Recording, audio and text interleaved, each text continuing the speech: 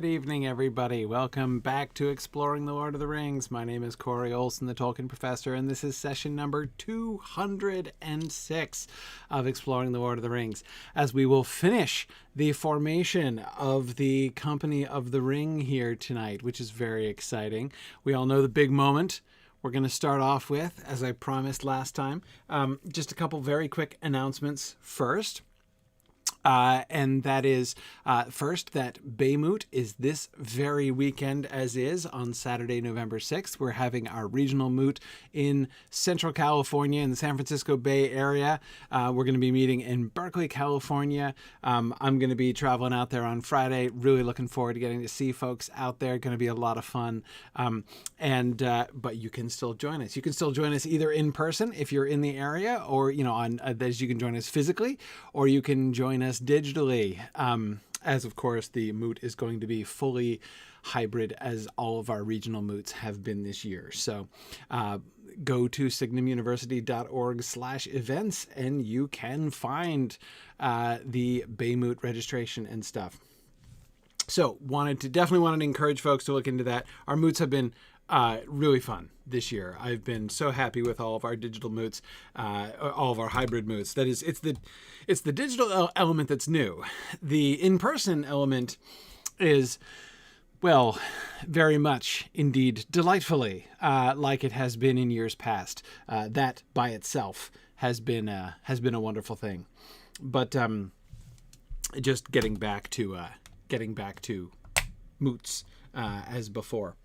But anyhow, that is my first announcement. My second announcement is just to remind you about our space program. We're coming up on an important sort of little milestone in the launch of our very first round of our space program. Our space program, of course, stands for Signum Portals for Adult Continuing Education.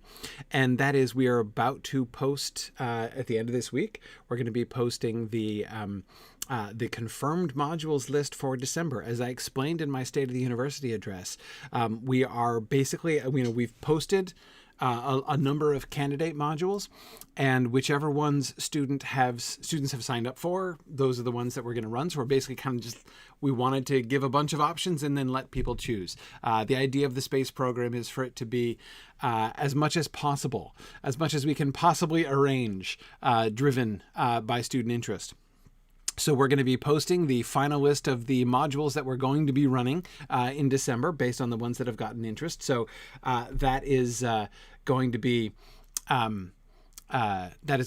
a great deal of fun. So there's still time for the rest of this week. If you were thinking about participating in the space program, I encourage you to buy your tokens now, because if you buy your tokens now, you can still be part of determining which of those modules that we've posted are actually going to run in December.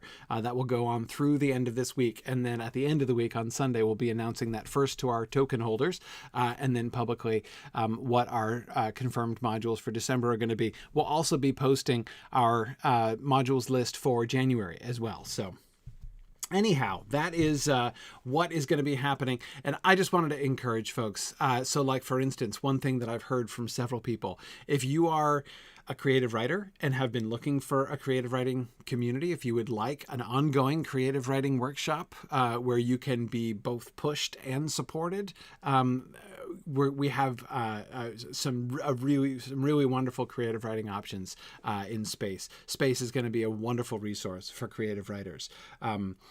Yeah. Druid's fine, and you get to hang out with Sparrow, exactly, which is reward in itself. All right. Very good. So those are my announcements for today. Let us get back to the text, where we almost finished a slide last time, but you will remember the key point upon which I stopped because I didn't want to rush it, because I think it takes some consideration, and that is Elrond's sigh at the end. Okay. "Let it be so then, you shall go, said Elrond, and he sighed. Now the tale of 9 is filled. In 7 days the company must depart." So the first question is, what is he sighing about? Before we can understand the meaning of his sigh, why is it that Elrond sighs at all? I first want to figure out whether he sighs at the beginning or at the end. That is he sighing in response to his conversation with Pippin? Right? That, for instance, is how Rob Inglis reads it in his unabridged recording. When Rob Inglis reads that line, he sighs in that line. He says, "Let it be so then." Right? He's sort of sighing as he says it. So he attaches the sigh to Elrond's assessment of Pippin's going with the party. But, and I don't think that is, I don't think that's a ridiculous reading of that passage at all. He has just been overruled, as you say. Who was just saying that? Somebody just says that. Aired 84 was just saying that. Right, exactly. But that's not, to me, exactly how it reads, actually. Because of the comma and the conjunction, right? Let it be so then, you shall go, said Elrond, comma, and he sighed. And that really makes it sound like, first, he closes that conversation. Let it be so then, you shall go. He says that, and then he sighs and says, now the tale of 9 is filled. So it is he's either sighing in response to what he said about Pippin, or he's sighing in anticipation of what he's saying, right, as he turns himself to the final thing he is going to say, which is, now the tale of 9 is filled. Or it is a kind of transitional sigh, right, in between the two things. Mad Violinist, I think that's a legitimate theory. The sighing occurs after the acquiescence. He says, I think it's the sigh of someone who has completed a task. I wonder. That's one of the things that I'm thinking of, right? Because, I mean, he says, and now the tale of 9 is filled. And now the tale of 9 is filled. It does, Chris, have a little bit of a sound of my job is done. Because honestly, he is kind of done. Like, this is it, right? Having hosted the council and put the company together, Elrond is going to play very small part in the rest of the entire story, right? In the rest of the outcome of the ring. Right, he's not going to show up again, as Drowsnake points out, until his daughter's wedding, right? So I don't think... The more I have thought about this passage, the less I think that his sigh has anything to do with Pippin, or even anything to do with the Shire. I don't think that this is a... I don't think that this is an unlikely reading. Not only do I think it not impossible, I think it not unlikely that he is, in fact... I mean, he could well be sighing. Pippin is one to make you sigh. And certainly he has said, as we were discussing last time, that his heart is against Pippin's going, right? He seems to have, although his foresight is not clear, he seems to have some foreboding about Pippin going with the party. And as I said last time, my suspicion is that if he does have any such misgiving, it is not about, for fear lest Pippin screw up the quest, as we know from our more perfect foresight, which is also hindsight. We know that Pippin is in fact going to be instrumental and is going to do very much good by having been there, on top of also screwing some things up. But yeah, so, I mean, it would make sense, that Pippin insists and he submits to Pippin's choice, which is very Elrond, right? Pippin has chosen freely to go. That's another reason, by the way, if he foresaw, I mean, if he had if his heart was against Pippin's going because his heart was telling him if this young hobbit goes with them, disaster shall befall, right? If that's what his heart is telling him, then Elrond, is a fool if he submits to Pippin's choice, right?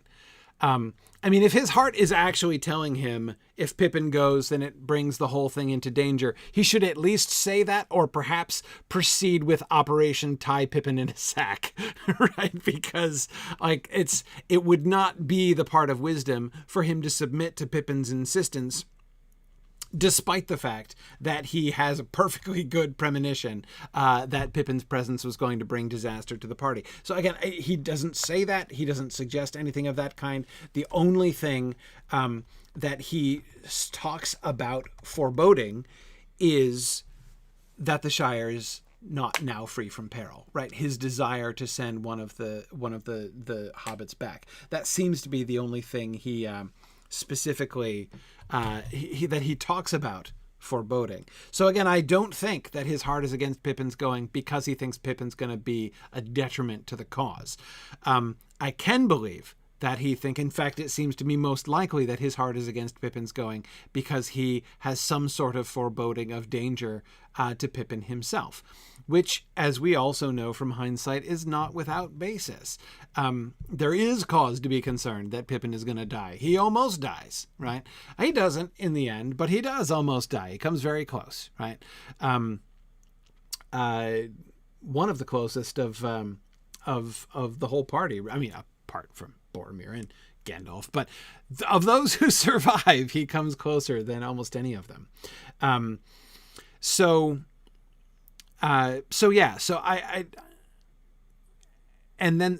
when Pippin, so that would be a good reason for him to give in to Pippin's choice when Pippin chooses.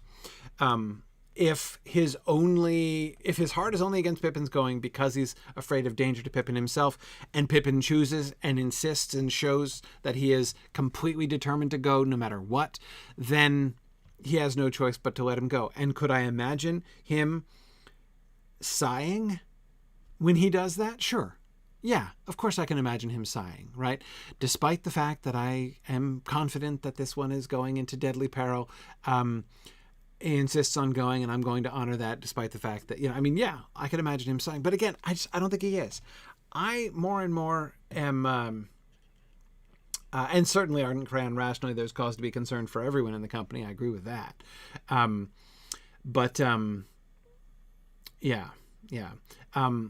Jordan, but yes, exactly. It's like what Chris was saying earlier, and I agree with you. A sigh of a burden being lifted, of a great task or decision being finalized. That's a kind of thing that we.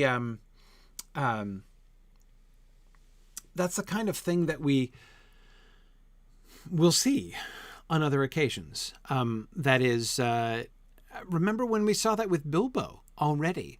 Remember how Bilbo's heart was lifted. Now, he was being freed he was suddenly coming out from under the oppression of the ring.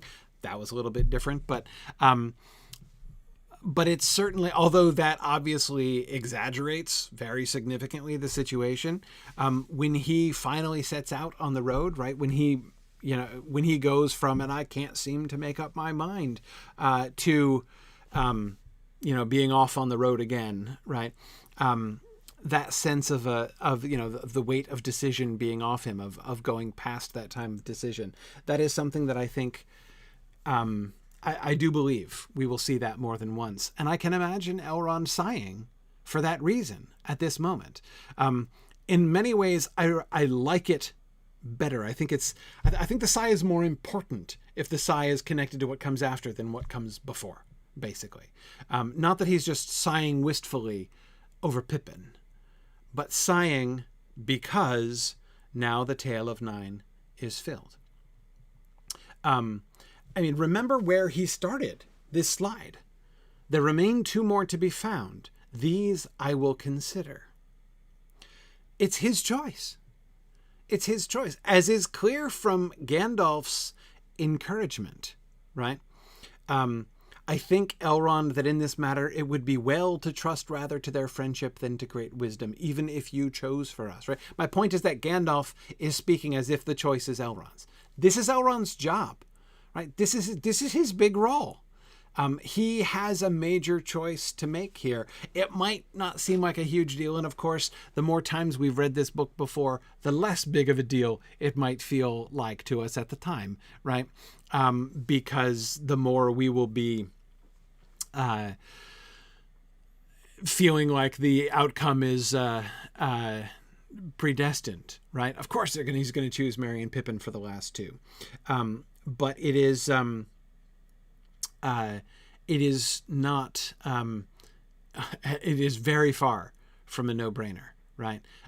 Has he done this right? Has he set things up properly?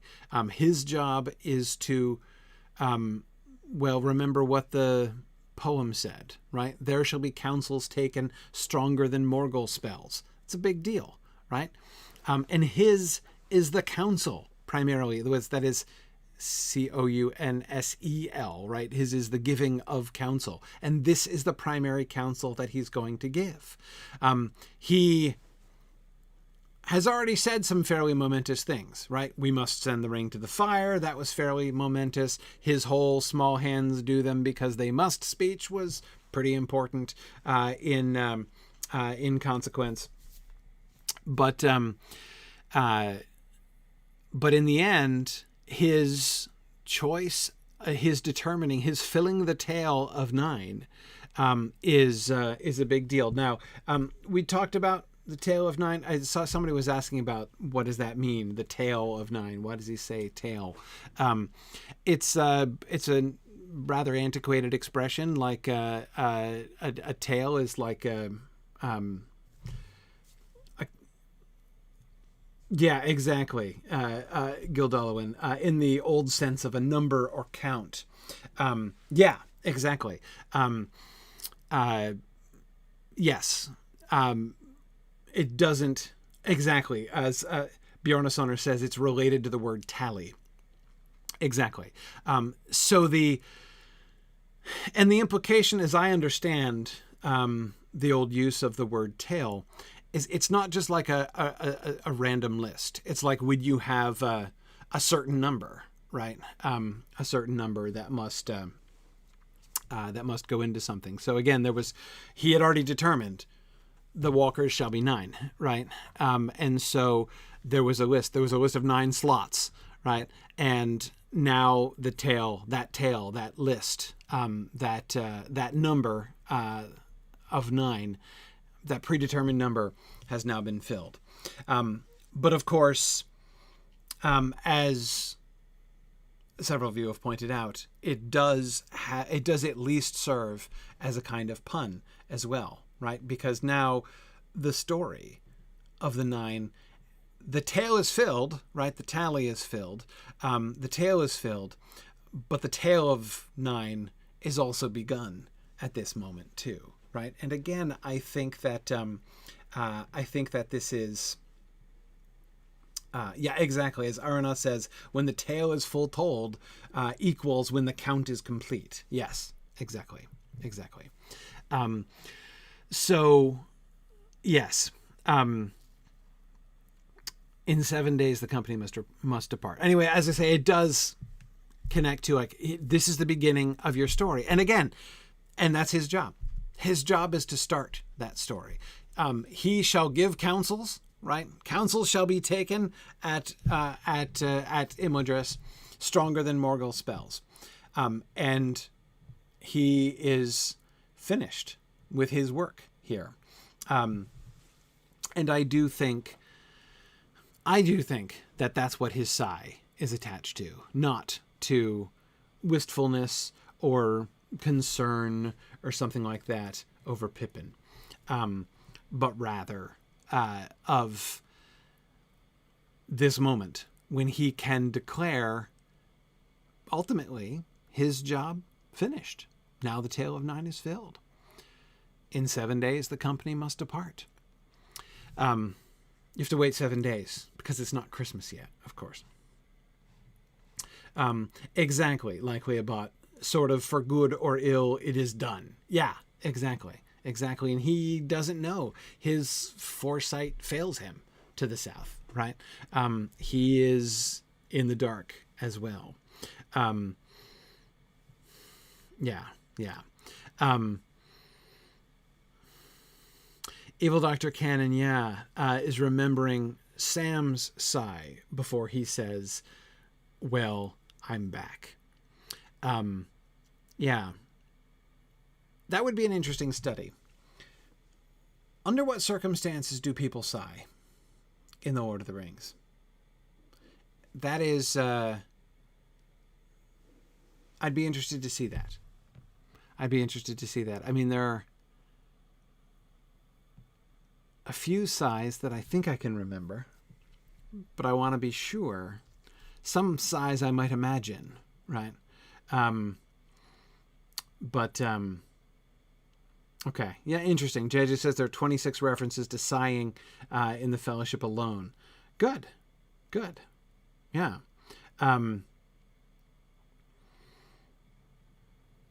Yep. Right, Chris, of course, we shouldn't count, probably we shouldn't count seas sighing upon the margins of the world. Well, unless we should, Chris, right? Sighing, Tolkien does very often associate sighing with the sea. Yeah. It might actually be well to remember that.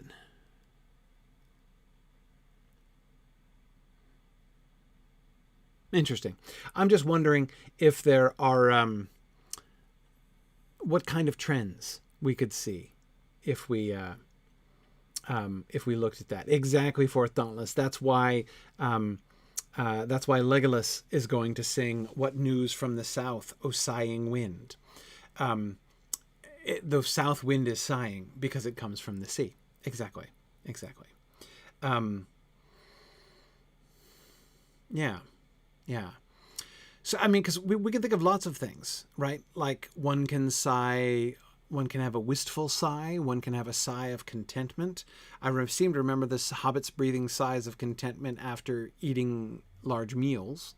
So sighs of contentment are definitely a thing. A sigh of sort of satisfaction, a sigh of resignation, a sigh of relief, absolutely. A sigh of sort of frustration. There are all kinds of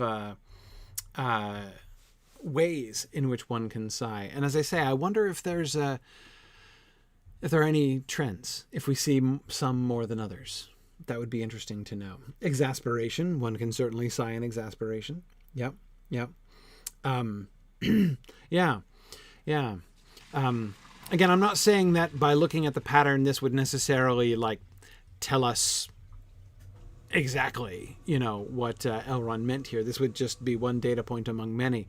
But I wonder what we might learn if we kind of mapped that out. So I'd be interested to see that. Okay. Anyway, in 7 days the company must depart. Why in 7 days? I don't know. Why do they not leave right away? Why doesn't he say tomorrow? I'm not sure why he gives them a 7 days notice. I mean, yes, it will be December the 25th when they leave Rivendell, a date which many have noticed.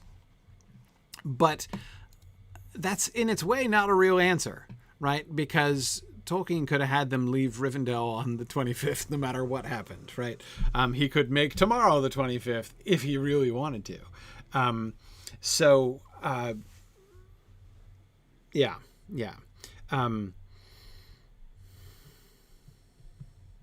No, Nathan, I believe that Tolkien kept his chronologies obsessively. So it's true that he did not write out and publish the Tale of Years until later on after this. Which, of course, in our Wednesday night discussions on the nature of Middle-earth, we're seeing that he is kind of regretting doing after the fact. But yeah, I definitely think that he knew the dates. He had been keeping the dates very, very carefully. So I'm pretty sure that he knew that it was the 25th. He could have made adjustments to the earlier part of the story to make it come out on the 25th, I believe, if he had really wanted to. But I don't think that's the primary reason. I think the reason has to be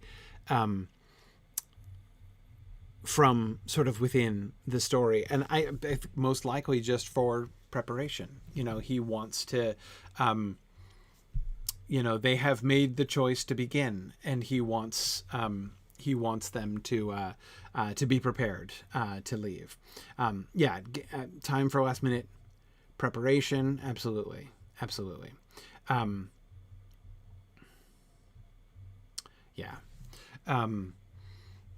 Right, exactly. Yeah, he could easily change the times. He could change increase or decrease the time for the scouts to get back.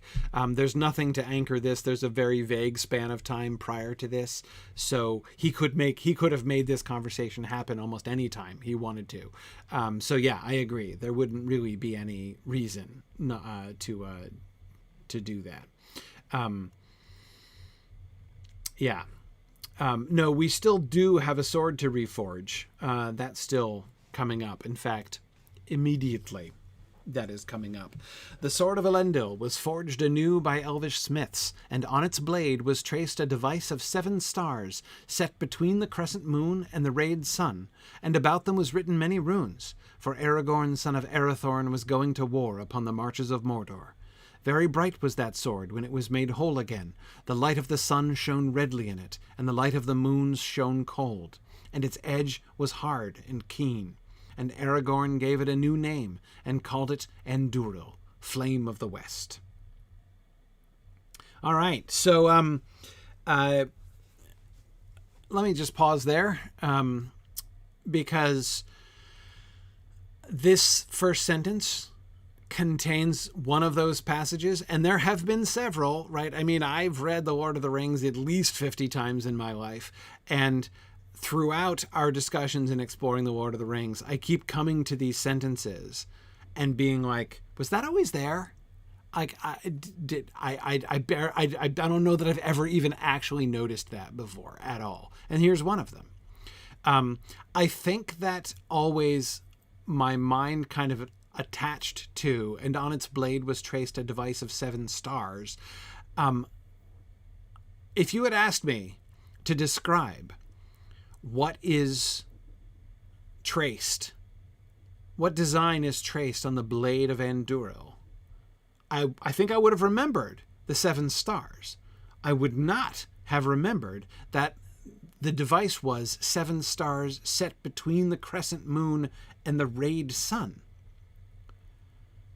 The crescent moon and the rayed sun. In fact, if you'd asked me flat out, is the crescent moon carved onto Anduril, I would have been like, what? No. But there it is. A device of 7 stars set between the crescent moon and the rayed sun. Why? Why? Why do we have 7 stars set between the crescent moon and the rayed sun? It is interesting, Ambrosius Aurelianus, to think about elves and men together, right? That we've got the stars, right, for the people of the people of the stars, the Eldar, right, and the sun, which is associated with humans. So that is kind of interesting that we see those things together. A little bit of a Last Alliance feel, I agree. We don't really have Children of the Moon, Barthram, but yeah, that's the first thing that I'm thinking of as well. Sorry, who is that? Irendis, yeah.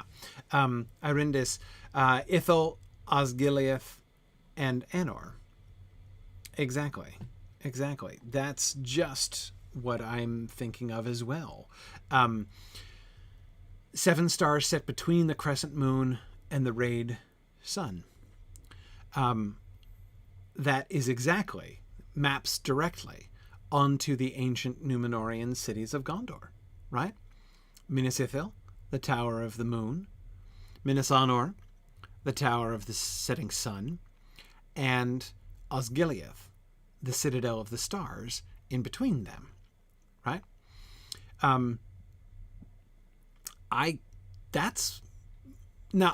Could it mean other things? Yes, it absolutely can have more than one meaning. I don't think that the elves restrict themselves to purely one-to-one symbols.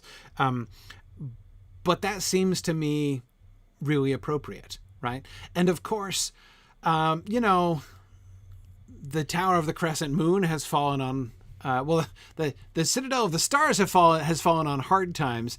The Citadel of the Moon the Tower of the Moon has fallen on much harder times, right, since then. So it's not exactly the hey, this is for Gondor, right? This is a memory of ancient Gondor, right? Which of course also maps onto the sword itself and Aragorn himself, right? Aragorn is the renewer. He is the one who is going to renew Gondor and return it to its glory of old. So he will be, no, it's not like that now, right? Yeah, the moon and the stars, not so much. And even the sun, it's not even Minas Anor anymore. There's only one of the three of them left, and it's not even called that now, right? It's called Minas Tirith, the Tower of Guard, because of the war. But he is going to be the renewer. He is going to renew Gondor of old, just, of course, as the sword itself has been renewed. The sword which was the sword of Elendil and is now being forged anew to be the sword of Aragorn, the original king and the last king, right? So, exactly, and the kingly line as well. So we've got that pattern of renewal in the sword itself, in the kingship itself, and in the kingdom of Gondor as well. That maps out pretty well, so that it shows Gondor, the greatness of Gondor that was, and of course anticipates the greatness of Gondor that is to be. I think that works. That works really well. But I also do think that there's more. Somebody, I missed who that was, talks about the who was it who said that? That it's also a tale of nine, right? The sun and the moon and 7 stars, right? There's they put 9 heavenly bodies there on the sword as well, which is pretty cool, right? I like that. I like that. Yeah, exactly. I do think the 7 stars do make me think also of the Valakirka, of the sickle of the Valar, right? Does anybody remember? When did the Valakirka come up? When did we see the sickle of the Valar? Just in this book? We just got it. We were just reminded of it, right? When did we see the sickle of the Valar?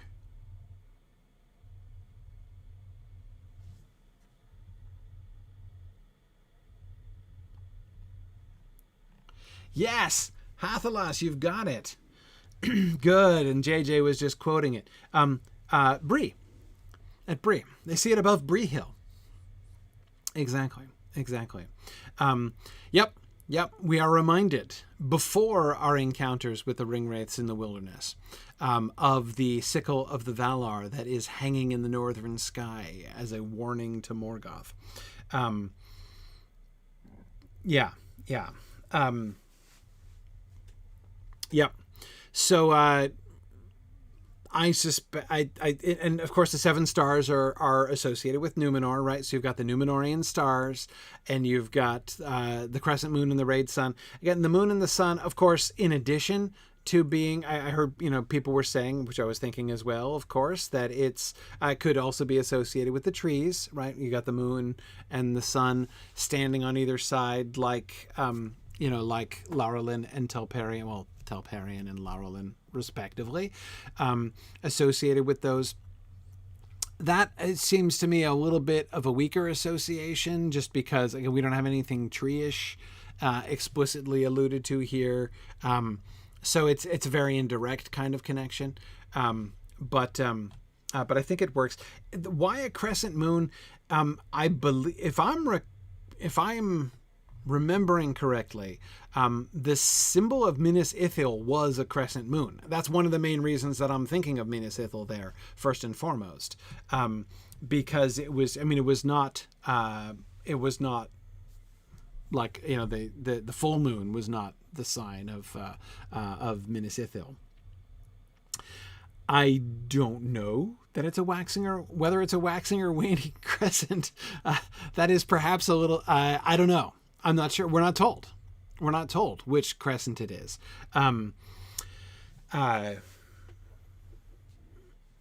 Yeah, I agree. The full moon is just a circle, which does make kind of a boring symbol. Yeah. Whereas with sun, at least you get the rays.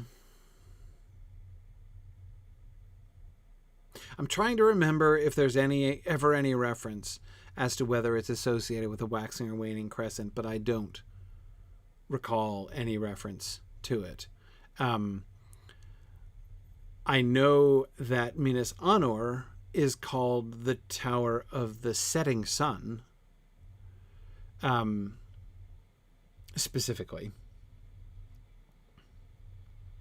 But yeah. Don't know about the moon. But let's kind of backing up from the symbols specifically. The sword of Elendil was forged anew by elvish smiths, and on its blade was traced a device of 7 stars set between the crescent moon and the rayed sun, and about them was written many runes. For Aragorn, son of Arathorn, was going to war upon the marches of Mordor. You know what my favorite word is in that sentence? The conjunction. 4. And about them was written many runes. For Aragorn, son of Arathorn, was going to war. Like, that is so awesome, right? I mean, why did they not? It's like answering the implicit question. Why did they carve many runes about about these symbols, like on the blade of the sword? Why did they carve many runes on the blade of this sword? Well, for Aragorn, son of Arathorn, was going to war upon the marches of Mordor. That is, I don't know. I just love that. Aragorn, son of Arathorn, is going to war upon the marches of Mordor. This sword, he's been carrying this sword around, for all we know, for his entire adult life, right? He's been carrying it around as a symbol. It's useless, right? Not much use is it, Sam, he says to Sam, right, when he draws his broken sword in Bree. But now he is going to war upon the marches of Mordor. And therefore, there are many written runes about those devices on his sword. And notice his naming as well. For Aragorn, son of Arathorn, was going to war upon the marches of Mordor. His ranger name, right? His chieftain of the rangers name. Not Aragorn, heir of Elendil, not Aragorn, heir of Isildur, not Aragorn, future king of Gondor. Aragorn, son of Arathorn, was going to war upon the marches of Mordor.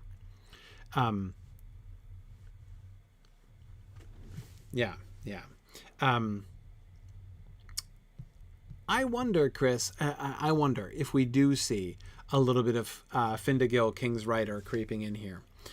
Do we think that this sentence was one of those that was changed or added later on? Well, Frodo would certainly mention this, right? He would certainly mention this.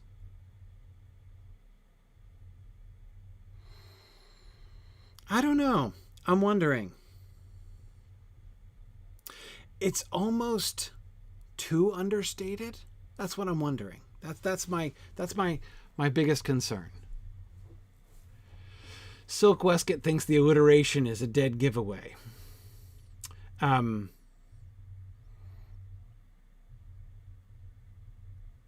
Yeah.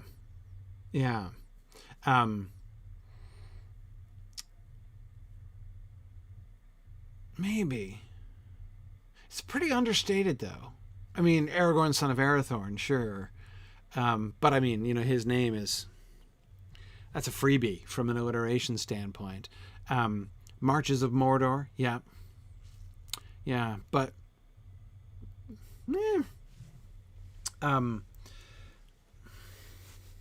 it could kind of work.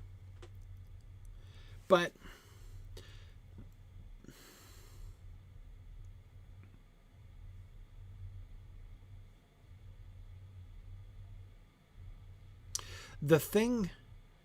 here's the thing that makes me think, if I had to make the argument, if I were like hired to defend the proposition in court that Finnegill King's writer had interpolated this sentence or part of this sentence, I would base my case on the phrase "was going to war upon the marches of Mordor." That's where I would base my case, because I wouldn't think that Frodo would necessarily think that way. Right? I don't think that either Frodo or Sam would necessarily think that way about what Aragorn is preparing to do. They know he's going to Minas Tirith, right? They might even be thinking of him, going to achieve his birthright or something like that. But that he is going to war upon the marches of Mordor sounds kind of hindsight / origin story to me, right? I mean, it is very epic, Kurtzimus.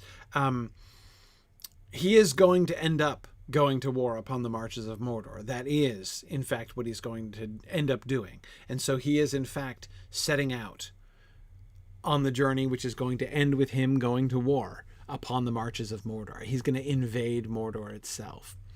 But I'm still not sure that that's the primary association that either Frodo or Sam would have with his setting off. And I don't just mean because they weren't there, though that's part of it, in the sense that that's not what they would mainly associate him with. It's just that I could imagine a Gondorian envisioning Aragorn's setting out. I mean, think about it, right? Think about when Theoden sets out from Dunharrow and we get the song, right? Remember ahead to that, right? From Dark Harrow in the dim morning, right? Remember that song?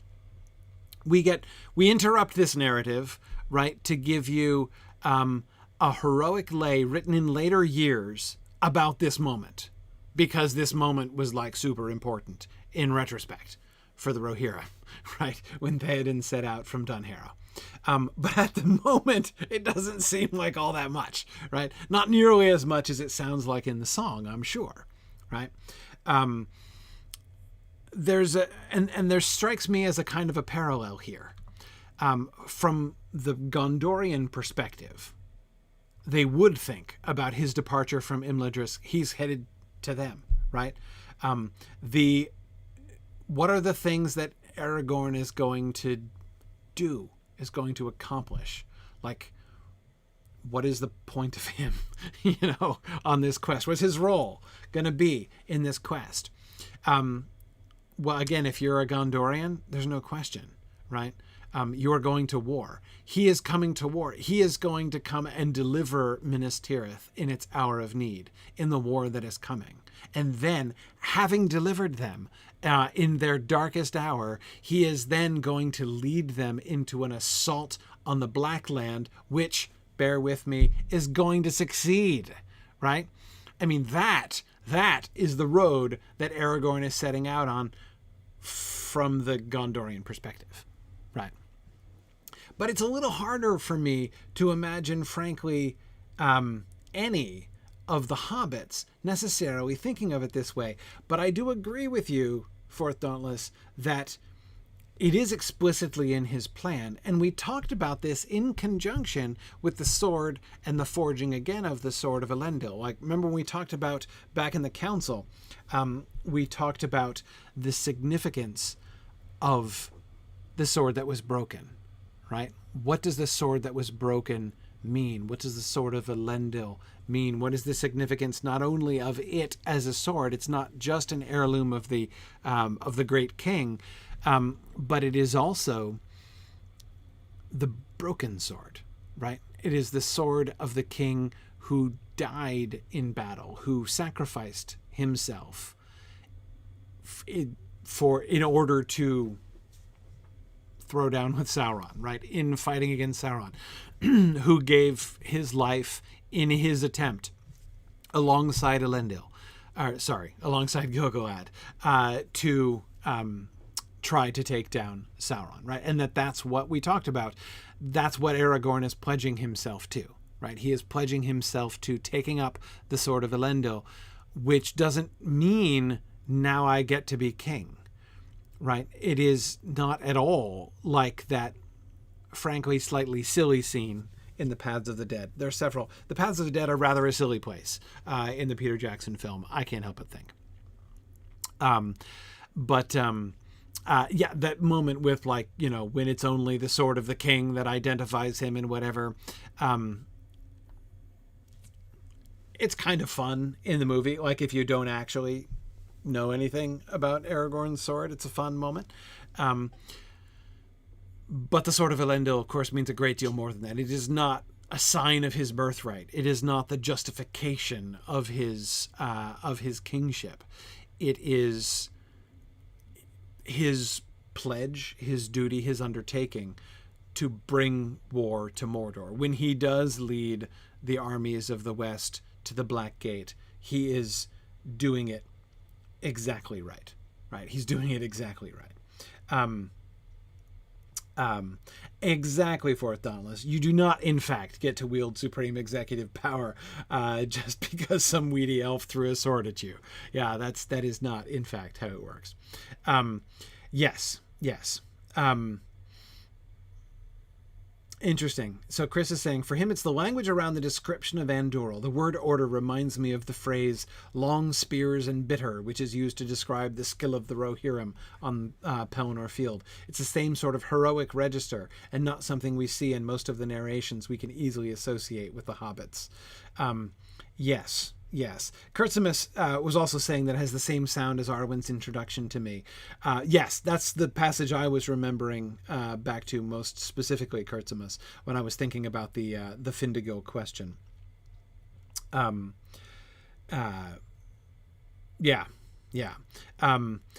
Yes, I think so. It sounds a little bit less. I think the Arwen introduction is like a smoking gun. That says Findegil up one side and down the other. I mean, and I don't feel the same way about this. I think it's possible. I'd even go with likely. Again, was going to war upon the marches of Mordor. And I hear you, Chris, about the word order. On its blade was traced a device of 7 stars set between the crescent moon and the rayed sun, and about them was written many runes. It's not quite so stylized, though, as very bright was that blade. Okay, yeah. Very bright was that sword when it was made whole again. The light of the sun shone redly in it. Okay, Chris, you're right. I should keep reading, because that is more like it, right? And the light of the moon shone cold, and its edge was hard and keen. And Aragorn gave it a new name and called it Anduril, Flame of the West. Yeah, you're right. I was looking at that one sentence, but you're right. It's the next sentence that sounds more stylistically more like Findegil. Very bright was that sword when it was made whole again. The light of the sun shone redly in it, and the light of the moon shone cold, and its edge was hard and keen. By the way, that image, made whole again. Again, from a Gondorian standpoint, can you feel the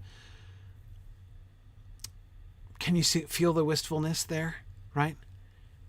You feel a little tear starting in the corner of your eye, right? The sword was made whole again. And of course, remember this, when it's made whole, it's got these devices which recall the glory of Gondor of old upon it, right? So, as the sword is being made whole, so Aragorn, he is going to be the renewer, right? He is going to make Gondor whole again, not only in the sense of pulling its biscuits out of the fire at the Battle of Pelennor Field, but in the sense of renewing the kingship and the glory of old, right? Yeah. Yep. No, I agree. I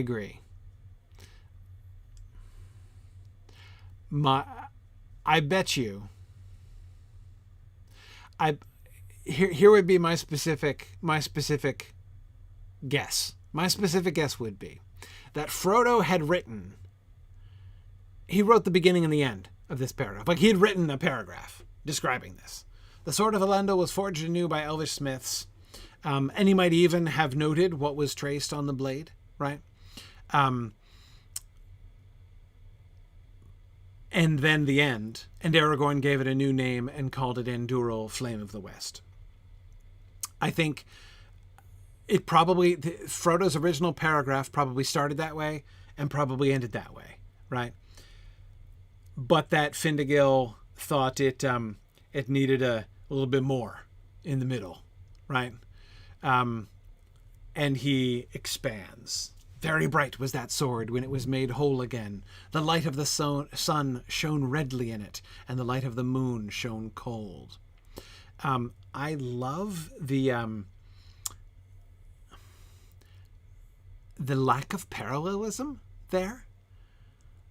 The light of the sun shone redly, and the light of the moon shone cold, right?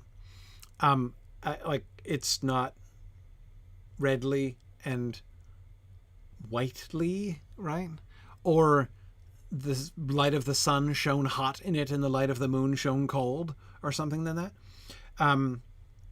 It's he could have been consistent in one way or another, but he's not consistent in one way or another. And yeah, Mad Violinist, you're right. It is kind of like two lines from a poem. The light of the sun shone redly in it, and the light of the moon shone cold, and its edge was hard and keen. Yeah. And I agree, JJ, they're not parallel opposites, but there is an opposition there. Yes, I agree. And it conveys both, right? It manages to convey both color and temperature, right? And Aragorn gave it a new name and called it Anduril, Flame of the West.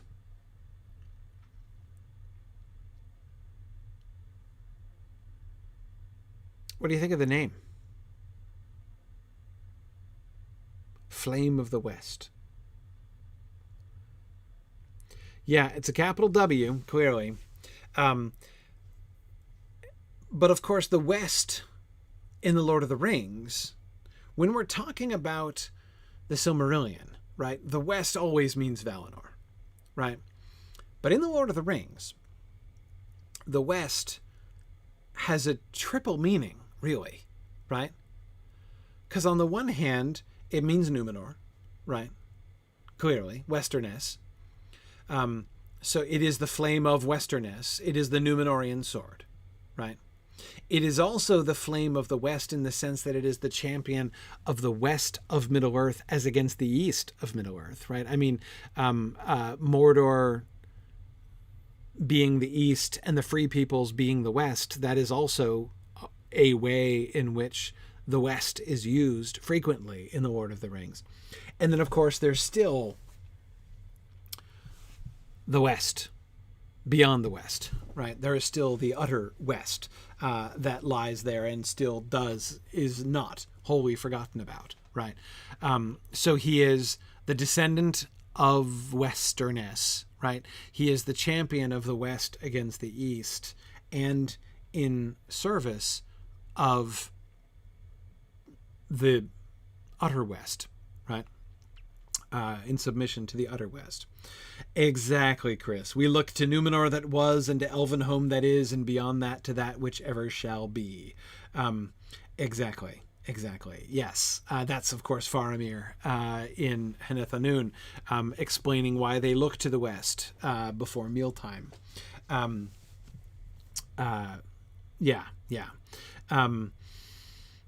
Yes.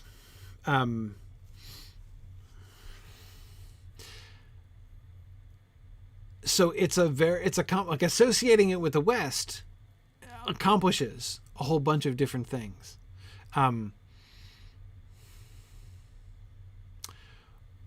Why flame, do you think? I always find it very interesting because he's just associated it with coldness, right? I mean, warmth too, with the light of the sun shining redly in it, right? But the light of the moon shines cold. Like, it has both, right? Fire and cold. It has both, both the red and the white, both the sun and the moon. The sun, moon, and stars are all represented there amidst the runes on the blade of the sword. And yes, Frumius Bujum, it clearly does literally give off light. Yeah, no, that's right. Here it's not clear, right? It sounds like it could very likely be a reflection. The light of the sun shone redly in it. Like when you hold it up in the sun, it's like, wow, right? It's kind of what it sounds like, but no, the light of the sun is in it. Like sunlight comes out of it sometimes, and moonlight comes out of it, apparently, sometimes as well. And that's, of course, perfectly natural, right? Because, not natural. Well, yeah, it is natural. It's just what you would expect is what I mean. Because look what's on it. The sun and the moon are on it, and about them was written many runes. And as Haldir is going to explain, the elves put the thought of all they love into all they make. They put the thought of the light of the sun and the light of the moon into the reforging of the sword, right? I mean, it's the sword is just like it says on the tin, right? I mean, it's got the stars and it's got the Valakirka, it's got the crescent moon and the rayed sun. I mean, yeah, absolutely. So yeah, no, it definitely glows. Not like Sting. It doesn't, like, you don't just like pull it from its sheath and it's glowing in the presence of orcs. That's different, right? Because again, why is it different? Because of why it was made, right? What was in the heart of the makers when they made it, right? Those blades from Gondolin burn with the anger of the elves, right? The hatred of the elves against the orcs, specifically.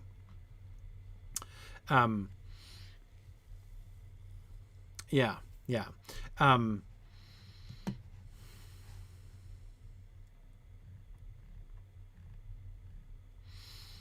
Yes, the flame of the West.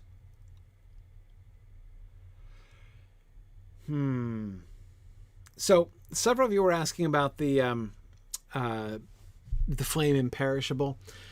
I don't think so. I mean, it's not like Tolkien has forgotten the flame imperishable, but I don't think so. that's rather distant. I think the meaning of it is more present. We do have, as JJ was recalling, from the ashes a fire shall be woken.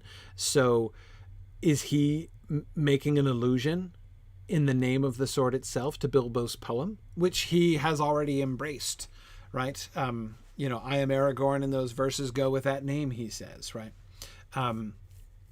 So from the ashes a fire shall be woken. This moment of the reforging of the sword, like it's happening, right? It's happening. The fire is being awoken from the ashes. The light from the darkness is springing. Here it is, right? Watch it spring from the sword. This is, Aragorn is certainly very aware of the symbolic significance of that. So is that what he's thinking? Yes, I think that is what he's thinking. The main reason I don't think it has anything to do with the flame imperishable is that I think that Aragorn is both too smart and also too humble for that.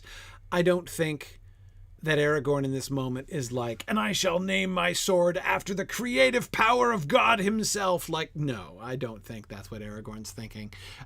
He would be foolish to be thinking that. That would be a red flag. If he were thinking that, frankly, I think, in my opinion, it would be. Anyway, so, but here's another thing that I can't help but remember. Aragorn's words about fire and the ring wraiths. Remember that the 9 walkers are being set against the 9 riders who are evil, right? And fire is your friend in the wilderness, as Strider said. Strider entered, he came in with a torch in either hand, right? Sauron can put fire to his evil uses, but these wraiths do not love it, right? These riders do not love it. Is he kind of on the one hand leaning into Bilbo's poem, but on the other hand also leaning into the symbolism which Elrond has already decreed, that the 9 walkers shall be set against the 9 riders that are evil? He is corresponding to them, right? And opposing them. And so he's going to do it with exactly, JJ, a burning stick in his hand. So exactly, Aranas, if he's going to stand at the front of the battle, he will want something to inspire fear in the enemy and rally the allies. Yep, absolutely. Could it be the flame of honor? Well, yes. But here's my problem with that. My only problem with that is that that would be seeming to show favoritism. Like the sword has a pretty egalitarian sun-moon thing going on, right? And so for him to name it after the sun would seem to be choosing favorites among the celestial bodies that are engraved upon the sword, and that would kind of not seem right. I'm being a little bit flippant about that, but do you see what I mean? Like the balance of sun and moon, of redly shining and coldly shining, right? Seems to be an important part of the essence of the sword, right? Which is why I don't associate it necessarily exclusively with the flame of the sun, because that would be sliding to the moon, and that would be mean. Yeah. And his claim is from the line of the Tower of the Moon. Exactly. He is the heir of Isildur after all. Yeah, absolutely. Okay. Yeah.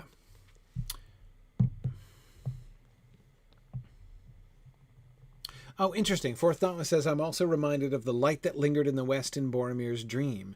There the light is pale, but Anduril gives off pale light as well, lingering hope and hope rekindled.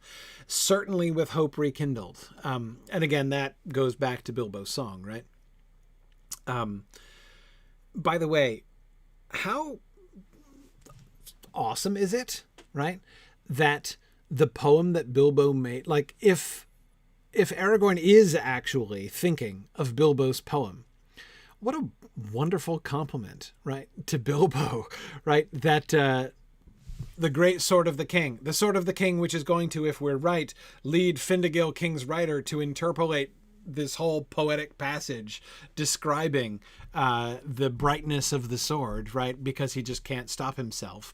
And those hobbits, again, though they mean well, they really do. There are just some things that they undersell, right? They undersold the reveal of Arwen, because I mean, come on, right? Like, we got to say a little bit more about the queen than that. And now he's underselling the reforging of the sword. Big deal, right? This is a big deal. So we need to insert some Gondorian poetry into it. But anyway, that the name of that sword, the Sword of Legend, is inspired by, perhaps even, at the very least influenced, perhaps, by the poem that Bilbo wrote for him on the day that Aragorn told him about himself. That's really fun. That's really adorable, right? And JJ, you're right. Aragorn is going to use Strider as his house name. He's not exactly shying away from those kinds of associations. Yeah, absolutely. Yeah.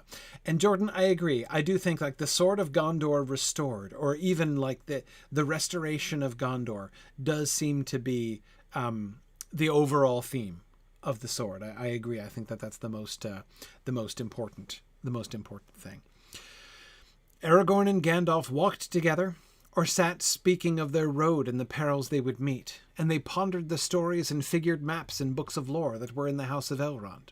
Sometimes Frodo was with them, but he was content to lean on their guidance, and he spent as much time as he could with Bilbo. Notice two things. First, notice who's not there.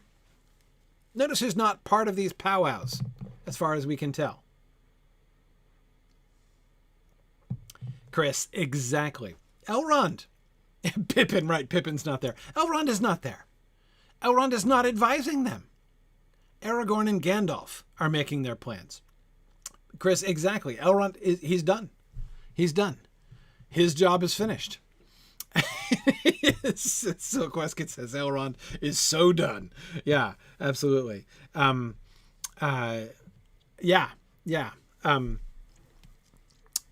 I am tempted to take it as more evidence about his sigh. Yeah, absolutely. I mean, Elrond is supplying the maps, right? But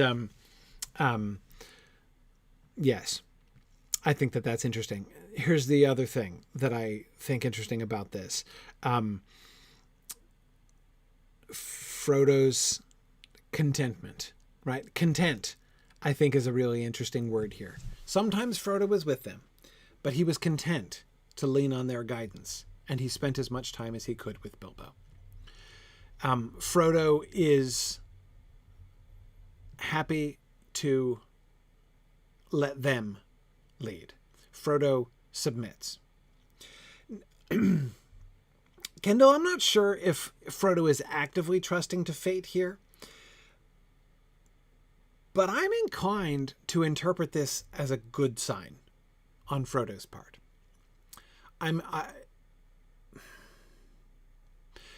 Remember, what's his job, right? Remember his job. His job is to be the small hands that take the ring to Mordor. He's not accomplishing quests. That's not what he's supposed to be doing. The very fact that his feeling at this time is there are better qualified people who are taking care of these things. I'm not going to take it upon myself to worry about it. I tend to think it is a good sign for Frodo. He is both the faith that he's showing, the trust that he's showing to Gandalf and Aragorn, and the humility that he's showing, right? If he were like, okay, folks, I'm the ring bearer and I'm calling the shots, right? I've got to be like, I need to be on top of everything. Like, brief me, please. And then I'll, obviously I'm the one in charge here. That would be a bad sign, right? That would be a bad sign, I think. And so therefore I feel very confident that that would be a bad sign if that were his attitude at this point. And so therefore I am inclined to think that his trust, his willingness to trust, his contentment to lean on the guidance of Gandalf and Aragorn is, I think, a good sign. Also, I think his avoidance is a good thing, honestly. His avoidance of speaking of their road and the perils they would meet. He could be spending his last 6 days in Rivendell thinking about the dangers that are going to lie ahead. But I don't think that would be the best thing for him to be doing, right? The best usage of his time. I think we've got a fair bit of evidence, right? People are continuing to try to cheer him up, to keep him from thinking gloomy thoughts.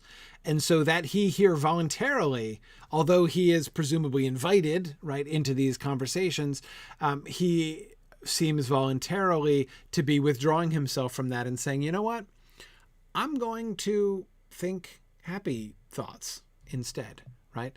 I am going to just spend as much of my time as I can with Bilbo. I am going to remember that was that thought that he had, like how he would really rather stay with Bilbo, right? I don't think that he is here, being neglectful of his responsibilities. I think in general, it's a good sign. And yeah, I don't know what Sam is doing in this time besides forgetting to pack rope. I'm not really sure.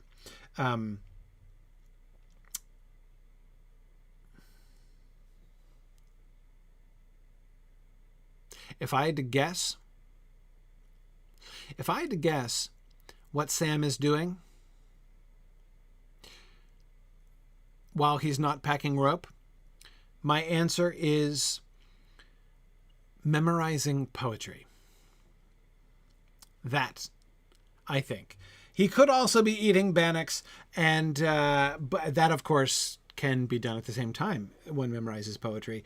But yeah, Hall of Fire, totally. Absolutely. Stories from elves or listening to stories from Bilbo. Yep.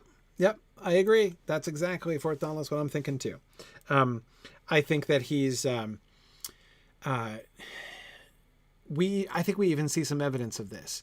It is clear that the hobbits don't know the story of Beren and Luthien, right? When Aragorn tells them, they don't seem to know it, right? The way that Sam is going to allude to it later on. Beren now, right? On the stairs of Cirith Ungol. By that time, it is now a familiar story to him. And we know Sam's response to hearing stories and songs that he likes, right? He still remembers that poem that Bilbo taught him about Gil-galad, right? He remembers the beginning of it anyway. His response to, when he hears Gimli's song in Moria, he's going to say, I like that. I would like to learn it, right? That's Sam's reaction, right? So JJ was thinking exactly that. Both Chris and JJ just quoted that same thing. That's exactly it, right? So I think that he is likely to have had that reaction many times a day since he's been in Rivendell, right? I wonder if he's even been learning any of the Elvish language. I wonder. I don't know that we will have any clear evidence that he has begun to do so. But I think it's possible that he could have begun that. But in any case, yes, I think that he's been. That's my guess. Learning poetry, memorizing poetry is what I would put my money on. Yeah. It is possible that he is learning from Bilbo. Several people are suggesting that Bilbo is kind of taking up Sam's lessons again. That Sam is taking the opportunity to learn from Bilbo. I think that that's possible. The only reason I'm hesitant about that is that I think that he would not. He would be reluctant to intrude upon Frodo's time with Bilbo. He would know how much it meant to Frodo to spend time with Bilbo, and I think that he would not object to being there. Like, he wouldn't necessarily, I think, feel like he has to leave them alone necessarily, but he certainly wouldn't want to monopolize Bilbo's attention. In fact, I bet he would be actively reluctant to do that. My guess. But yeah. Well, we know that Sam wasn't doing Exploring Mr. Bilbo's The Hobbit with some elves, where they analyze Bilbo's writings 1 paragraph per night, Drow Snake, because they were only there for a few months, right? So how far could they possibly have gotten? Yeah. I guess if they, they did a marathon version, maybe. But anyhow, yeah. It is possible, Barthram, it is possible that he's been learning some gardening from the elves. I bet you that there might have been some horticultural talk. I think it's very possible. But yeah, Matt, I wonder if Sam possibly could have learned some stories from the source, right, from Elrond himself. That would take some cheek. I'm not sure that Sam would look that high, but Elrond might. I could see that.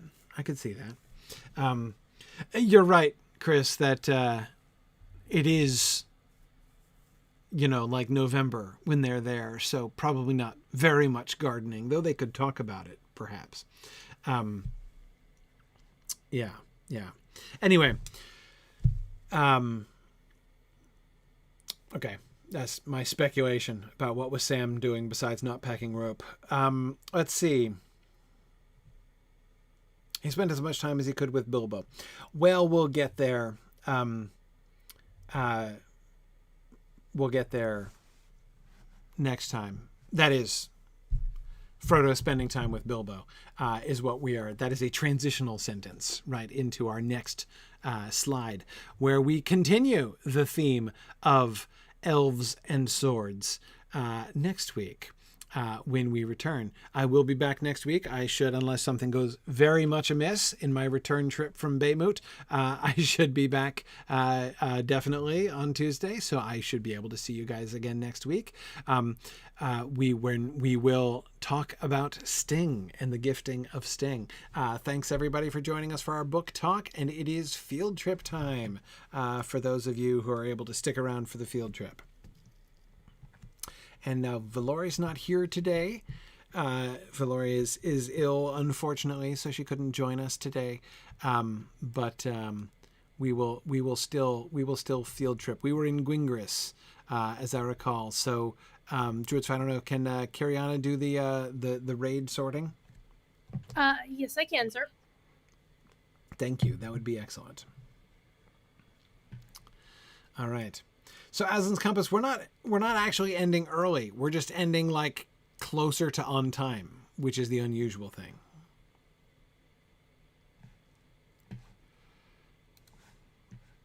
Okay.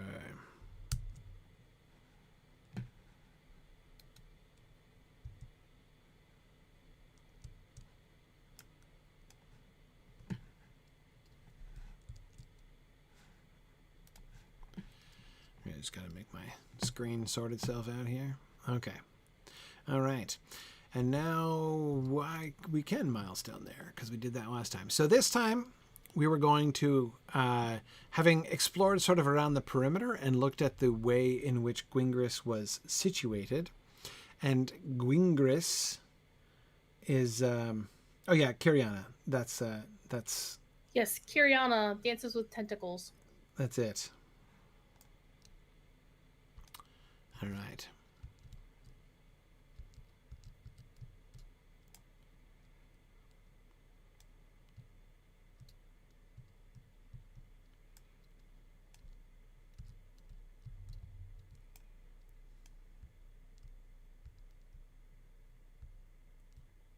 I think I have everybody.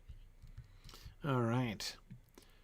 So if you have the milestone, you can use the milestone. If you need to stable master your way there, you can do that by way of South Bree and Rivendell. I'm going to milestone. Yes. One of the unfortunate realities of how they designed the quest is that you can't swift travel to Gwingris or any of the other places in Eregion unless you've done the quest line. Oh, right. That's right. You've got a mithril coin, the quick travel, unless you've finished the quests. Yes, I was a non-fan of that element in Eregion when I was going through. Same. They ditched that fairly quickly, didn't they? Yeah, for the most part. I think they did some of it in Moria still.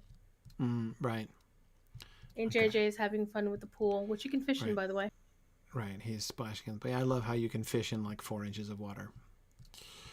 You can fish in the last homely house, in the place where the high elves wake up. If you go back in after the intro, you can fish in those things where yeah. Excellent. Okay. So we were exploring the perimeter and trying to decide why this place was built here and what we could learn from both the situation of this settlement and the exterior of the settlement. And the main thing we saw about the exterior, it is set on this promontory overlooking the river on 3 sides, which on the one hand is just like this wonderful defensible position that can only be approached from one side, and yet it's clearly not built for defense, because the one side from which you can approach it, it is walled with this huge, just like, this arcade of arches, right? It's just, it's not even, there's not even a wall. It's not even like a wall with big windows. It's like there's more window than wall. It's just this open thing. So clearly this was built early in the Second Age, back when the surviving elves who still remained in Middle-earth thought that evil had ended forever. And therefore, that its highly defensible position on the promontory overlooking the river gorges on all sides suggests that it was done for the view rather than for any defense, as there seems to be no effort whatsoever to make this place defensible, even at a later time, which is interesting and seems to suggest, and that's of course another thing about this. I don't see, does anybody else see any evidence of a later layer of architecture here? That this was later occupied by people who built, in a different style and perhaps for different purposes? Because I don't see that, or I didn't notice anything like that at it first. Sounds pretty uniform in my opinion. The same architectural style the entire way. That's what I'm thinking too. And again, what I would normally be looking for, like the first thing I would look for when I was looking for any such thing, would be some kind of defensive structure, right? Like either a wall on the outside of it or a wall on the inside even, or exactly something, right? There's no doors, nothing even like hinges or anything. Exactly, right. Yeah, no, there is. I'm not sure that there were any gates here, even though this is structured. And JJ, I think you pointed this out last week. This is structured almost like a gatehouse, right? But yet I don't think it was actually designed to be a gatehouse. I don't think there's any evidence that this was a gate. I think that instead of being a gatehouse here, this is just meant to like increase the view, right? Like to, like when you come in here, you come here around the corner. Anybody who would come in would be coming in the full view of anyone who could see out these arches here. And you would still be, I don't know, like there could be a procession through the gates, like maybe when Celebrimbor and company come to visit up here, right? maybe they kind of process in, and the people who live in Gwingris, might kind of stand around in here, and before these bushes got completely out of control, for instance, and they could stand in here and watch him approaching right through this arch, and then they can see him all the way up right as he comes in through the gates or something. Like, it looks almost more like that kind of a observation post than gatehouse. Exactly. Nothing really practical. There's clearly a second floor, at least in this portion of it. Looks like there was a floor of some kind.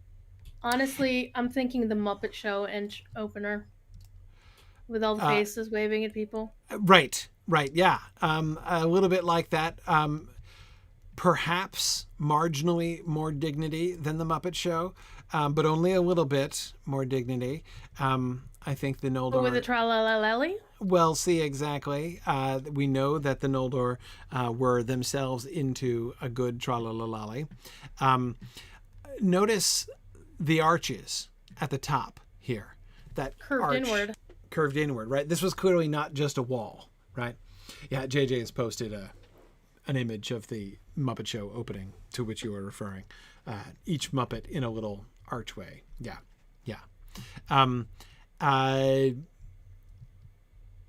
Yes. Yeah, no, Druid's Fire, you're right. I can't unsee that. I think that's exactly what was happening here. Sorry. No, it's actually. Excellent. It's excellent. I think totally it's not sorry. I think it's perfect. I think it's, what better symbol of the piece of the early Second Age of Middle Earth than the intro to the Muppet Show. But anyway, as we were saying, it arches inward, right? So clearly these were not just walls. This was like a hall of its own here, right? Or an arcade of some kind. Yeah, exactly. And I wonder. Yeah, look at the one. Dome. Yeah, we have I think we have like a meta dome down here, right? Because those arches were above, so there was something that arched over the top above this dome. So this was a dome inside the dome.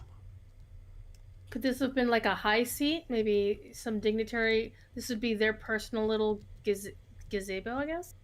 Yeah, possibly. Or like, maybe from up here you address the crowd, right? Or like maybe this is where you stand, when you are reciting poetry or whatever. But yeah, I see from this side you can see, in fact, it even perhaps that what looks like the gatehouse is merely what's remaining. Maybe it was a hall that wide, basically, perhaps. Yeah, with the lecture mode, it really sells that imagery of a place where somebody's speaking. Yeah, I think this would work really well for that. You could get a whole big audience here, right? Exactly, right. And Gilthonian applauding down in the valley there. Yeah, because again, this is not. Look, it's not built for defense. It's not built as a lookout. The arches are like really. You can look out. It would be quite nice up here just to come up here and think. Although you're looking at the inside of a wall over this way, so again that. Once again suggests it's not designed for looking out, it's designed for looking in. It's designed for like standing here, and looking impressive under the little dome, looking out. Yeah, I can see that. How many structures do we have? We've got a few towers specifically, right? We were looking at those along the edge of the cliff. We were looking at those, right? Like we've got this tower over here, and we've got a couple of the falling down ones. I'm going to try not to fall off the cliff. Please don't. I'm not in perfect control of my movements here, so I'll try to be cautious. But yeah, we've got this mysterious tower with no door and no windows, which I don't know what this one was for. What is it, a grain silo or something? I don't really understand. It looks like it did have windows, but they've been bricked up. As the door was bricked up too. There's some story about this tower, right? Clearly. Yeah, the doorway was bricked up as well. I'm thinking, I'm thinking of a. I'm thinking this tower is a sad story behind it. That's what I'm thinking. But they didn't have the heart to tear the tower down. Right. They didn't tear the tower down, but they didn't like it was the tower of like a beloved daughter or something who died young, and she used to like to go up in this tower and look out, and like that was that upper chamber of that tower, which was just, I mean, obviously it has huge windows on all sides, right? So it was designed for looking out over the gorges and to the hills beyond, as well as over into the town, right? But then she died young from some tragic reason, and then they were like, we're gonna keep the tower, but we're gonna brick it up in her memory, and no one shall enter it again. And I don't know. It's the kind of thing that this makes me think of, this bricking up of this tower. Could it be not a lady's tower, but maybe Celebrimbor's tower, and then when he was killed, they kind of yeah, we don't want to go in there anymore. It's possible. This was his private apartment that was reserved for him. It's possible. It's possible. I mean, it's definitely prominent on the edge of the ledge here. Yeah. And yes, you're right. And it's an unusual shape. I mean, it clearly had a room up there, right? You could have you went in, and then there would have been spiraling stairs, and there's one big room, it seems, probably, right, with the windows all round, and then nothing really above it, just a high ceiling, because the tower narrows so much that you can't, doesn't seem like there's any reason to go up there. There's no windows or walkway up there or anything. Yeah, there's an attic for what? Lembas? Lots of Lembas? I guess. Yeah, you could do that. Yeah, so it's possible. Could be Celebrimbor. Could be Celebrimbor. Something something of Almaria says, yeah, it could be Anatar's old room. Well, see, the problem is, I don't think Anatar made it up here. I mean, maybe he did. He probably hung out with him for a while. And but we're very far here. We're as far as you get in Eregion from where Celebrimbor and Anatar really hung out, right? So, but that it could have been Anatar's old room is interesting. That would be a good explanation for the breaking up. Yeah. Yeah, Amathorn says you think they might tear it down. It's possible. It's possible, but then again, if they would have torn something down just because of the association, they would have torn down the other places like the school and whatnot, the raid spaces. Right. And use those spaces. Yeah, I mean, if this were a room set aside for, yeah, it's true. Amathorn says unless it was cursed and they didn't want to touch it much. Yeah, that's also possible. Though again, that's why I would think if it were, they would definitely burn it. They would not want to keep it around. They definitely do something, push it over. Yeah. Anyway, I don't know. But yeah, there's some kind of story about that tower because it's kind of weird compared to the other towers. It's different. But the other towers... it's got more defenses against entry than the entire city does. Well, yeah, I mean, in that it only has the one entrance, right? And I mean, look at the. Am I right about this? Because this is very different in style. We don't have the. Yeah, we notice that the tower. Let's just call it Anatar's Tower because that's fun. So Anatar's Tower over there has only up at the very top has the sort of gold filigree on the outside of the outer stone, right? But this tower that's fallen down up here has a lot of it all over the place. Yeah, inside and out, right? So this is different. It seems a little bigger too. It seems a little bigger all the way up. Now it does have a similar door thing here. So I'm not sure what to make of that. But it almost seems like it's wood on the.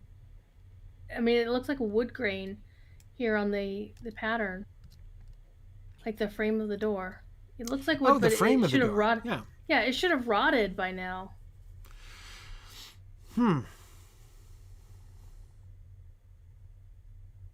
Does Maybe almost it's just look like wood. A brush metalwork or something. Yeah, I don't know. It could be a metal. Yeah, exactly. It could be a metal. I mean, there does seem to be metal and stone seems to be the theme with the rest of it. The rest of the. Yeah, wood doesn't seem to be like an elven thing. In For some long places term. it can be, but yeah, but not here. I don't think we're seeing. It's curious that this bit of fallen tower. I mean, it's got legs like it's a gazebo, but everything above it is completely solid. Yeah, I agree. I think maybe. Would weigh a ton. Yeah, solid tower above a pillared structure. Where's the bottom of this? Where did this used to stand? I don't think it's this because this looks like a top of a dome right here. Yeah. Yeah, I agree.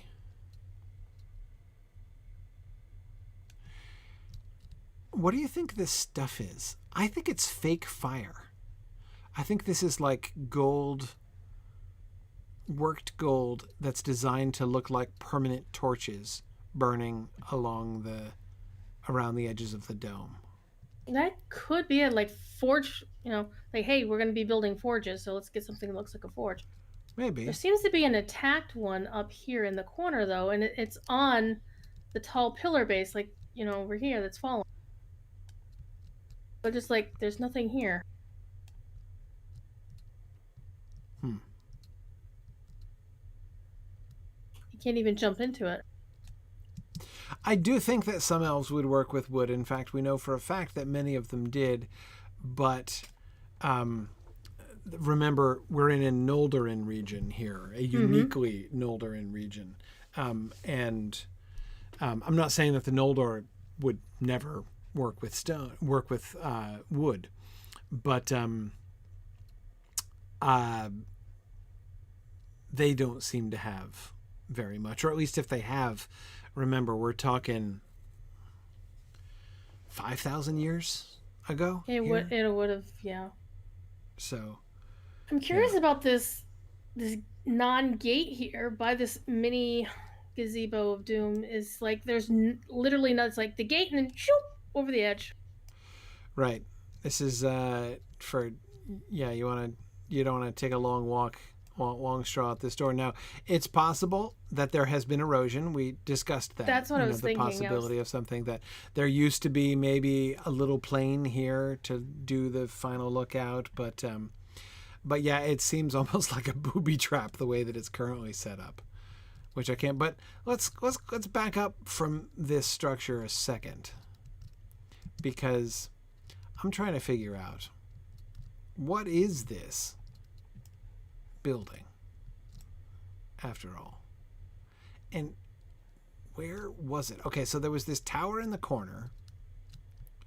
I'm trying to get up to some kind of altitude here to see. Okay, so there was this tower here in the corner and it fell, and there's this hall, right? It's this large hall that I think stuck out further than the one by the main gate. And it seems to be this corner thing. It turns a corner. So it's like an L-shaped hall with a domed ceiling, right? Yeah, you can see part of the dome still standing up. Yeah. Yeah. So the whole thing would have had this indoor-outdoor feel to it, right? Like the whole thing would have been indoors, and yet between the openness of the walls and the openness of the ceilings through those domes, I don't know if there would have been glass. Someone was asking about that. I would guess that may well be possible, that they did have glass in it. Oh yes, Amathorn, you're right. Elrond's library does have glass.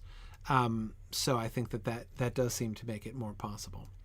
But isn't part of the last homely house open to the sky? Yes, part of it is. Anyway, yeah, I do think that this seems to be the primary structure here. I see what JJ's talking about. Okay, so JJ, show me this tree thing that you're talking about here. Over here in the corner, okay. Oh. Huh. Huh. How peculiar. I don't see anything else like it around here. What on earth even is this?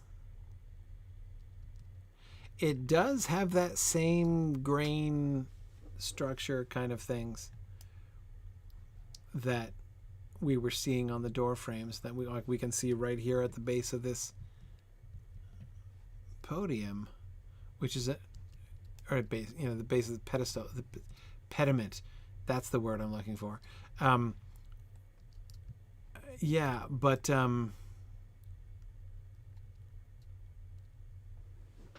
huh. It does look like it's broken off and tumbled down, but broken off of where? Was it a faux tree? Surely not planted here. I mean, there's just flagstones under it. It could have been inside the caged section. I mean, it's currently inside the caged section, but again, what could it possibly have fallen from? Yeah, I don't see a place where there would have been a floor. Mm-mm. No, and I don't see...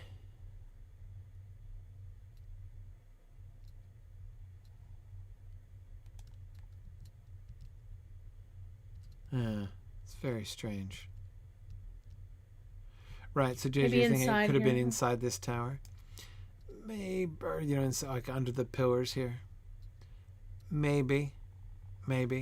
I mean, just because it's sitting over there now doesn't mean that it landed here organically and has stayed in that one spot for 5,000 years. So, sure, it could have been somehow moved or something.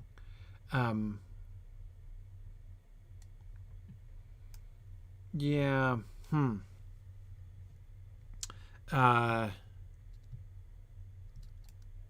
No, my biggest problem is not with like the location, but like what was it a tree? I don't think it was a tree. I really don't. Here's why I don't think this was a tree. Because it doesn't look like a tree. I mean, look at it, it's square. Like the trunk is squared, like a beam, right? I mean, it would have been a very stylized tree if it were a tree. You see what I mean? I mean, it does not, there's no verisimilitude here. So either they were stylistically going for abstract suggestion of tree, or it's a badly carved tree, and the latter, of course. Or they just started carving it when things went awry. Perhaps he died while carving it. It's possible. I think it could be any number of other things besides a tree. And I don't see anything it could be attached to either. Nor do I see anything like it embedded in or attached to any part of the existing structure. Somebody said there was something down to the south. There's also statues over here.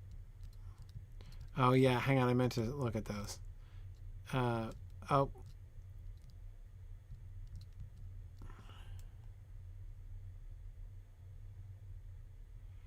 Right. We've got the not Gilgalad statue. Who did we decide this was? Did we decide this was Círdan? Well, if you assume elves don't have pointed ears, then it could be Círdan. Well, he could have pointed ears. They just don't have to be... I mean, look, I know World of Warcraft has elves that have ears stick out 3 feet either side of their head.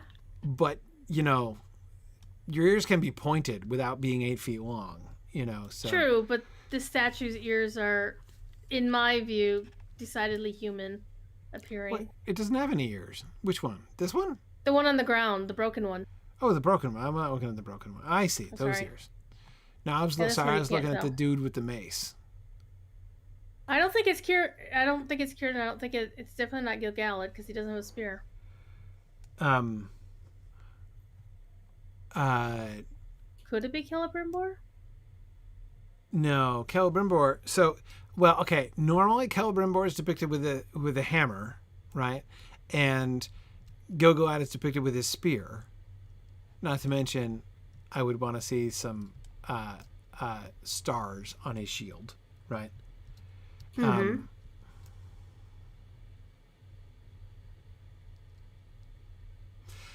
I Uh, don't see it being anybody but an elf though, because this is an elf yeah, place with elf I think stuff it's and I think everything's it's elven. I think it's an elf.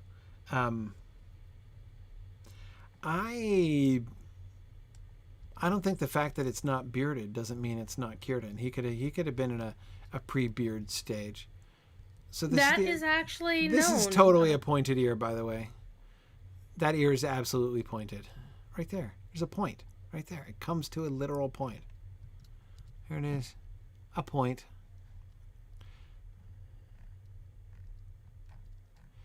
See, again, like, it just depends on your standards for pointiness.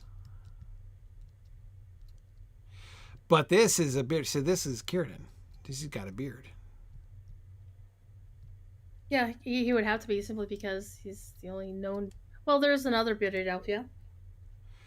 Well, But whether Standing Stone could use that personage is another question.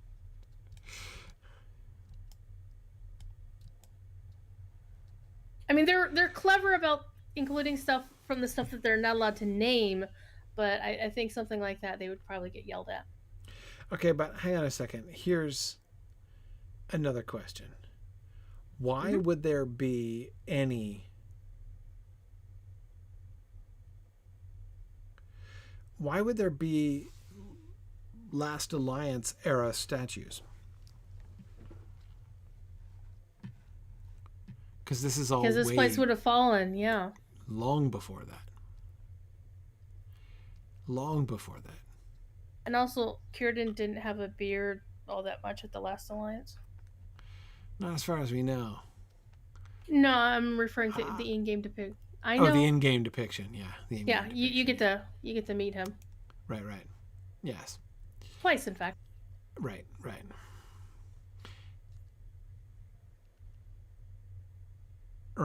JJ thinks it's Galdor growing out his beard in imitation of Círdan.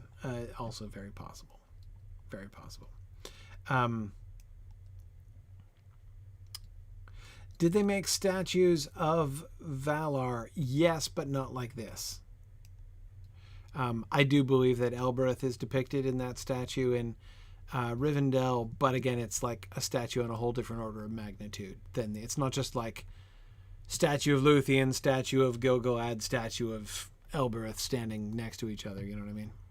I mean, how do you make a finite statue of an infinite being? Well, they're not infinite, just huge. Well, but still, I'm thinking in terms of still. less corporeal. Certainly, from the point of view of Arda, yeah. I have to give Barthram some props because he's a level 23 who made it here. Yeah, that's true. Okay. Where was that other thing? We're running out of time. Hang on. Is this the way up to? I'm disoriented now. Is this the way? Is this the same thing that we were looking at? But no, this is a different hall that we were. No, is this the same? This is a different hall. This is a different hall with the same. There's more tree thing thing in it. Yeah. Now the real money shot would be any glimpse of anywhere in the standing part of the ruins that give any hint as to what on earth this could have come from or where it could have been.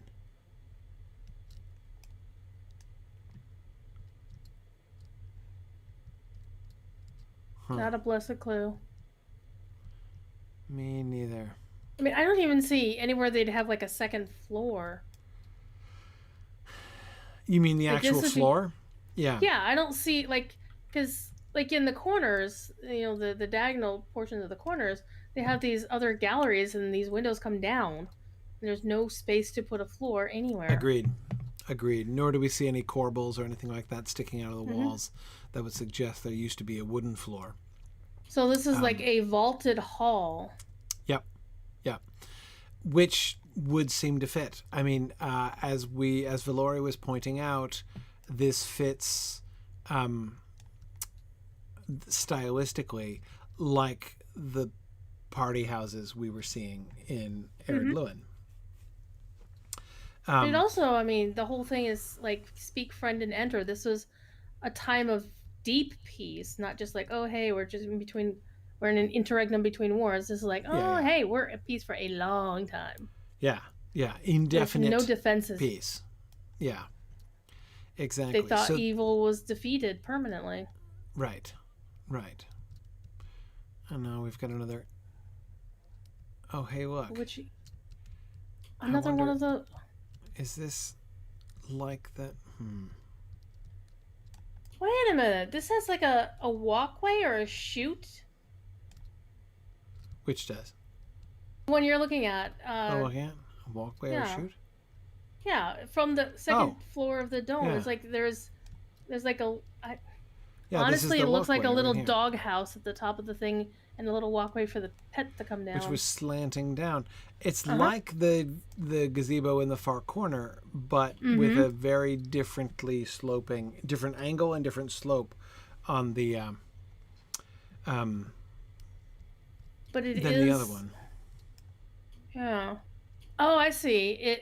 The dome itself would have been. I'm just glancing at the one down the way. The dome itself has that little half arch above it. So maybe there was like a light or something put up there. Maybe.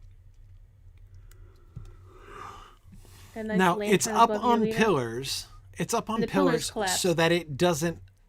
I mean, the whole central dome, little mini dome there, is up on pillars so that it doesn't block the ground level view out through the front windows there, front arches. Right. Yeah.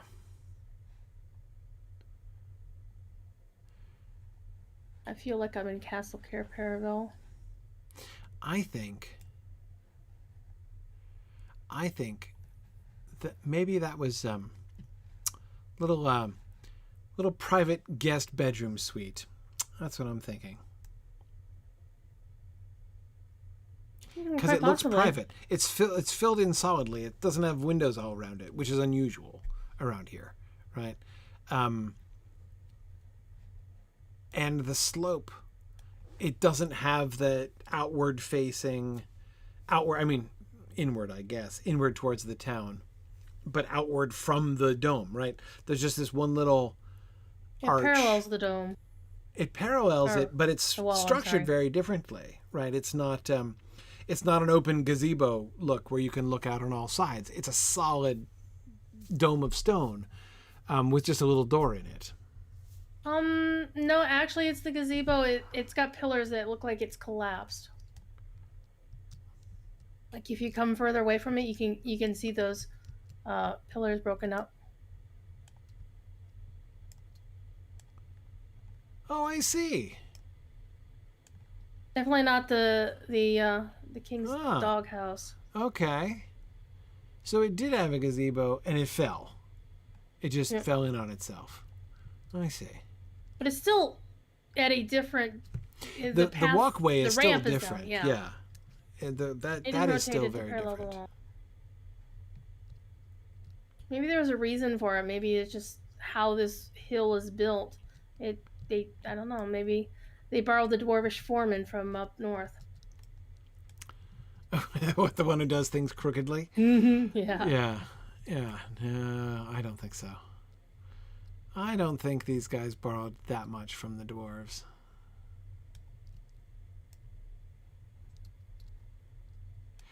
Okay. So it's fun to imagine what the different functions of these other buildings, and we've kind of skipped this other dome, the one that's still currently semi-occupied. This is the biggest gazebo over here. again, looking like it was just open. 1-story, big open dome in here. And Could it be a meeting room of some kind? Everybody just come in from the various doors and yeah, say but I their mean, piece and whatnot? that's exactly the kind of thing. Like, I've got to think that there's just like different kinds of parties and gatherings that you have in these different buildings, right? Like, we've got the one relatively cozy but spacious, right? Big dome thing here, right? Which might have been nice for like poetry readings or something. The acoustics were probably good inside here back in the day, right? And then you'd have, like out here on the lawn from the gazebo for, from that gazebo up in the corner for like public speeches and things, right? And then, you have like your dance parties up here in the rectangular building over here, right? Like this is the ballroom. There should be a place for food, of course. Yeah. So this is like the ballroom up here, right? And then then the biggest building of all, right? The one up in the northern side here, the corner building, which is so huge. This would have been the primary. Maybe this was where they lived. They had living quarters Possibly. in here. Something like that. That's always been the hard part is a lot, and this is more of a video game thing than I think about it in terms of how they build this. Game designers don't think about where do people live and sleep and stuff for the most part, unless it's something that's needed for a quest. Well, often it's true. But yes. But I could imagine that they lived in here. This is large enough for apartments of some kind. And also, let's not forget that they also very likely would have been like wandering about. I don't know, Nancy, how much sleep they needed, right? Well, it's like Legolas wasn't sleeping while the company was Right. traveling south. He was just standing there singing in some kind of elvish dream. Right. Exactly. His famous discussion of elvish dreams. So, yeah.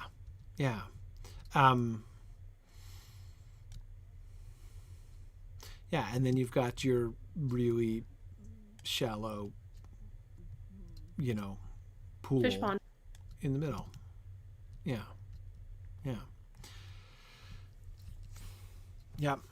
But however we imagine Elrond's kiddie pool. Yeah, it is like a kiddie pool. It is a kiddie pool. Yeah, that's exactly what it is. Yeah.